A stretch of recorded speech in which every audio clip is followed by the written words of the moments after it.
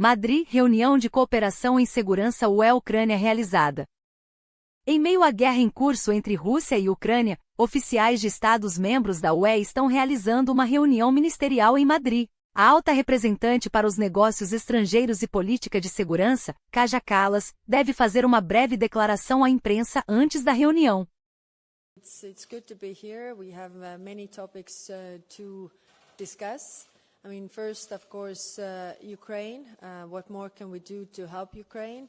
And also the peace process. So what is the European input also to the process?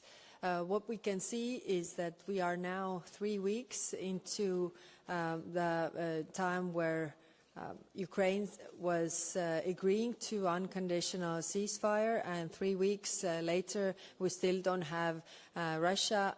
Russia is playing games and not really wanting peace. So our question is, how can we put more pressure on Russia? And then, of course, we will also discuss our own defense. What more can we do to use the tools we already have to make us all stronger? And the strongest tool we have is our unity, so we need to work for that as Europe facing all these threats coming our way. So thank you. I'm ready to take your questions.